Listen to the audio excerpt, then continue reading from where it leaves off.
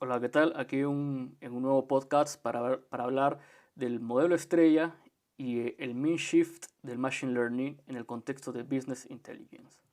Bueno, ¿qué es el modelo estrella? El modelo estrella sirve para almacenar información relevante de forma compacta en una base de datos relacional o también llamada Data Warehouse, es decir, una base de datos exclusivamente para datos BI, donde la información ya está limpiada, ya está procesada porque viene de la base de datos de producción. Bueno, el objetivo es hacer consultas SQL para crear datasets para ser procesados y generar revelaciones insights en el contexto de Business Intelligence, ¿no? Entonces, hay tres tipos de Machine Learning. Está primero el supervisado, que es como vimos en un podcast anterior, que es el K-means, donde nosotros le decimos cuántos clústeres queremos. Luego está el no supervisado, donde el algoritmo decide cuántos clústeres debe tener de acuerdo al espacio o de acuerdo a los puntos, a los data points se les ha dado. Y luego está el Reinforcement Learning, que es una rama del Machine Learning también, donde el agente eh, traba- eh, va aprendiendo poco a poco en base a errores y aciertos, ¿no? Lo que se llama rewards, ¿no? Y los negative rewards. Pero en el contexto de Business Intelligence, el Reinforcement Learning necesita mucha data, demasiada data para tener datos óptimos. Es por eso que más se utiliza eh, algoritmos supervisados y no supervisados en el contexto de Business Intelligence. Pero de todas maneras hay que tenerlo en cuenta. Reinforcement Learning. Ejemplo de un caso BI. Una empresa de venta de autos usados está perdiendo dinero. La empresa primero manda un inspector a revisar el auto y a valorizarlo. Luego se pone en venta el auto, ¿no? Ese es el proceso. Y el problema es que está perdiendo dinero. Entonces se define la estrategia BI. ¿Por qué se está perdiendo dinero? ¿No? Esa es la gran pregunta. Entonces se necesita encontrar los indicadores para escarbar, para buscar en la base de datos relacional o en el data warehouse o en el repositorio de datos donde está la data que se tiene, ¿no? Para formar el dataset. Entonces los indicadores que necesitamos son fecha, producto, inspector, importe y localidad, ¿no? Entonces ya con esos indicadores ya que vienen de preguntas, ¿no? Eh, ya podemos ir formando, digamos, el dataset, ¿no? Entonces, este es el flujo BI normal, digamos, donde abajo está la base de datos en producción, ¿no? Luego está el Data Warehouse, donde está el modelo estrella. Eh, ¿Por qué es diferente? ¿Por qué hay que tener la data la data, digamos, en un data warehouse? Para que no afecte, digamos, los procesos diarios en una base de datos en producción, ¿no? Una base de datos relacional, digamos, dedicada al BI es una base de datos aparte, ¿no? Con una estructura, con modelos relacionales diferentes a la base de datos en producción, ¿no? Luego está el dataset, luego está el algoritmo de Machine Learning, y luego están las revelaciones y los KPIs. Entonces, como decía, el modelo estrella, ¿no? Y es el Data Warehouse. Entonces, el modelo estrella es una forma de cómo se puede compactar información y almacenar información para después recuperarla en, en una base relacional, ¿no? Entonces, este es un ejemplo de modelo estrella, ¿no? Como ven, la tabla principal, la tabla del centro, es la tabla ventas, que tiene fecha, producto, inspector, importe y localidad. Entonces ya tiene todos los indicadores que necesitamos. Y tiene tres tablas que son las tablas que le proveen la información. Tenemos la dimensión fechas, la tabla de dimensión fecha, la tabla de dimensión inspector y la tabla de dimensión producto. Estas tablas son las que le dan información a la tabla ventas, ¿no? Por eso es que la tabla ventas tiene tres foreign key, ¿no? Entonces ahí están los indicadores en la tabla ventas. Entonces luego generamos un query para crear el dataset. Si la base de datos en producción está correcta, si hay coherencia, si hay atomicidad de datos en los sistemas que corren y si el modelo estrella tiene data correcta, y ha sido bien diseñada, lo más probable es que el dataset haya una probabilidad de que más del 80% de los datos del dataset estén limpios y que haya que cocinar, ¿no?, un menos del 20% de los datos, ¿no?, para poder ser procesados por Machine Learning, ¿no? Entonces, este es el dataset del ejemplo. En este caso, el dataset tiene el indicador fecha, el indicador producto, el indicador inspector, el indicador importe y el indicador localidad. Sin embargo, yo no voy a usar el indicador fecha, solamente voy a usar el indicador producto, el inspector, importe y localidad.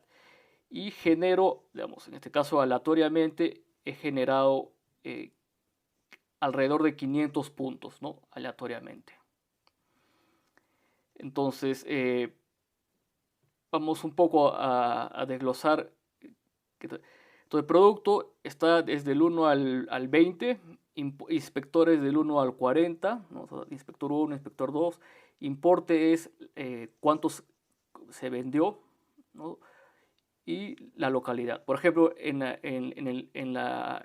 columna 2, ¿no?, de nuestro dataset tenemos el producto 19, cuyo inspector 33 se vendió a 3.240 en la localidad 2, ¿no? Entonces, así se lee el dataset. Entonces, ahora vamos al Machine Learning. Entonces, vamos a usar el algoritmo Min-Shift, que es un algoritmo jerárquico de clusterización. Este primero define una ventana en un data point.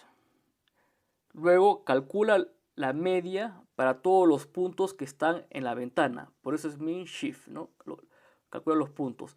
3. Mueve el centro de la ventana donde se ubica la media, ¿no?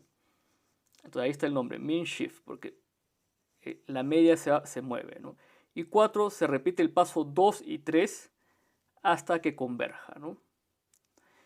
Entonces, al contrario de los algoritmos de Machine Learning supervisados, los de clusterización no supervisados como el Min-Shift agrupan la data sin que hayan sido etiquetada previamente. La diferencia del Min-Shift con el K-Means es que no se necesita saber el número de clústeres o categorías antes de ser ejecutado, ¿no? En el K-Means, cuando se ejecuta, uno puede poner 2, 3, 4 clústeres. En cambio, el Min-Shift optimiza eso, digamos, y nosotros podemos dejar que el algoritmo decida cuántos clústeres hay, ¿no? Es un algoritmo un poco caro, que es de orden n elevado al cuadrado, ¿no? Entonces, aplicando el algoritmo Min-Shift de Machine Learning, voy a usar el Anaconda Navigator, ¿no?, con el programa Spider. Entonces, primero, ¿qué hago, no? Importo la librería NumPy, importo la librería Pandas, ¿no?, y la librería Sklearn, ¿no?, para poder procesar este algoritmo, ¿no? Entonces, lo primero que hago es llamo a mi dataset, ¿no? Entonces, en la parte derecha puedo ver mi dataset, donde fecha está nulo, producto 19, inspector 33, importe 3.246 y localidad 2, ¿no? Entonces, luego ploteo, ¿no? Ploteo mi dataset, pero lo ploteo solamente con dos indicadores. En el eje X está la localidad y en el eje Y está el producto, ¿no? Entonces, en el eje X está la localidad y en el eje Y está el producto. Entonces, como se puede ver, digamos, hay 500 puntos que están en línea, ¿no? Pero es decir que había una venta normalizada o general en todas las localidades, ¿no? Pero nosotros queremos clusterizar esto. ¿Cómo clusterizamos esta data? ¿Cómo clusterizar esta data? Ahí está la gran pregunta. Entonces, ahí vamos a darle al Min-Shift que nos clusterice, ya que no solamente tiene dos atributos, sino que tiene 4 atributos, ¿no? Y esos 4 atributos es información muy rica que el algoritmo va a utilizar para clusterizar este modelo o este gráfico, que es sumamente, que uno lo ve a simple vista y es difícil, digamos, tener un criterio para clusterizar.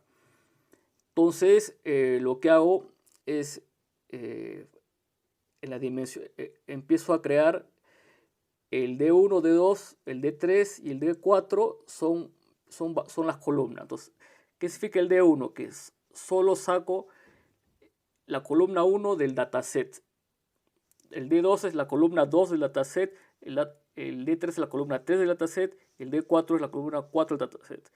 Y como mi columna 0 es de fechas, no lo necesito. Y luego lo que hago es, en un stack, voy formando mi dataset, ¿no?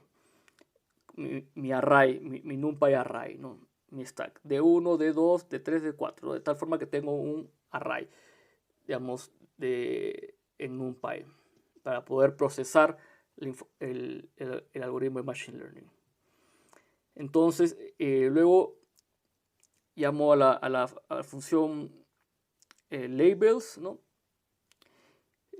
Perdón, llamo a la función ms igual a min_shift, y luego lo entreno, y luego labels, los labels que ha generado y los clústeres que ha generado, y me sale que hay 3 clústeres.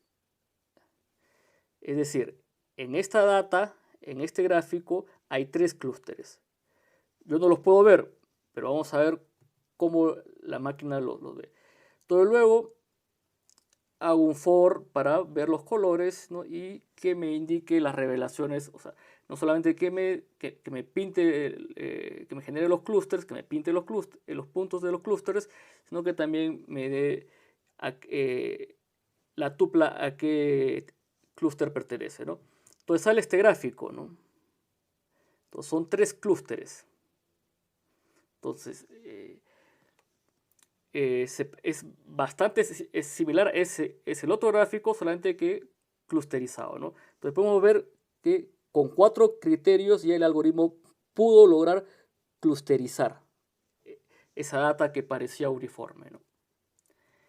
Y luego vienen las revelaciones, ¿no? Entonces tenemos las revelaciones, por ejemplo, tenemos en la primera tupla, que es producto 1, inspector 11, importe con 4.967, que se vendió en la localidad 8, pertenece al clúster 0, ¿no? Luego el producto 19, cuyo inspector 3, ¿no? Se vendió el auto en 6.675, en la localidad 4, pertenece al clúster 2, ¿no? Al level 2. Entonces, así sucesivamente vamos viendo nuestra data, ¿no? Entonces, ahí están las revelaciones ahí. Y con eso podemos tener una segmentación muy inteligente, muy asertiva. Entonces, las conclusiones. Se utilizó la información que está estructurada en un modelo estrella, en una base de datos relacional exclusiva para BI, para generar el dataset a través de un query SQL. Esta parte de usar una base de datos relacional exclusivamente para BI es importante porque la mayoría de empresas trabaja con bases de datos relacionales. Entonces hay que tener en cuenta de que los datos salen de las bases de datos relacionales en el contexto de BI. No necesariamente pueden venir de fuentes heterogéneas, pero generalmente salen de una base de datos. Luego se aplicó el algoritmo de min_shift del Machine Learning para generar los clústeres automáticamente, ¿no? Como vimos, era bien difícil a simple vista clusterizar esa data, pero con el min_shift se logró clusterizar.